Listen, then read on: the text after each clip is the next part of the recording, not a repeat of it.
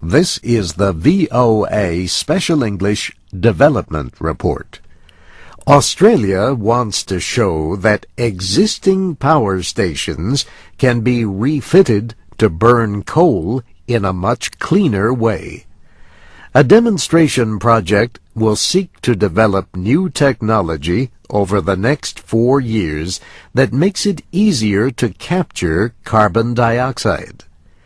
Carbon dioxide is the main gas that many scientists say helps cause global warming.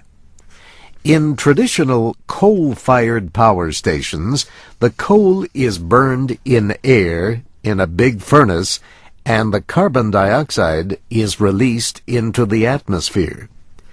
In the new system, the coal is burned in pure oxygen instead of air. The captured carbon dioxide gas is then made into a liquid and buried deep underground. The process is called geosequestration. The operators of the project in the northern state of Queensland say it is the first of its kind in the world.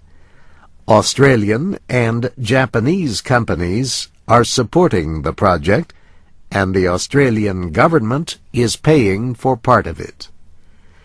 Geoff Wilson is the Mines and Energy Minister in Queensland. He says the new system will sharply reduce the amount of carbon dioxide released from the coal-fired process and make it easier to store. The International Energy Agency has said that clean coal technology could help reduce the release of greenhouse gases by 1/4. But a spokeswoman for the environmental group Friends of the Earth says the technology has very limited promise to cut emissions in the short term. Critics say the technology is unproven, and they say it will not guarantee that Australia will be able to reduce emissions in the future.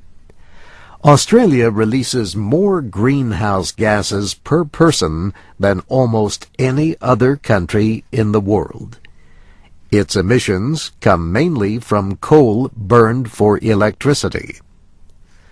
On November 15th, thousands of Australians in Sydney, Melbourne, and other cities joined a yearly protest called Walk Against Warming. They called for renewable energy.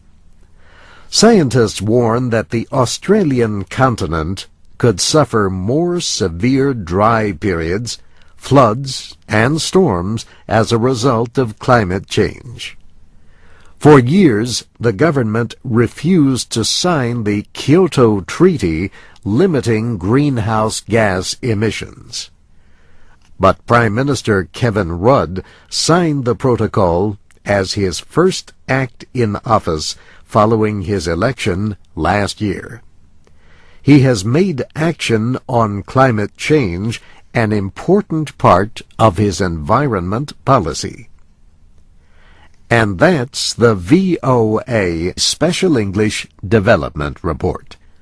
Transcripts and MP3 audio files of our programs are at voaspecialenglish.com.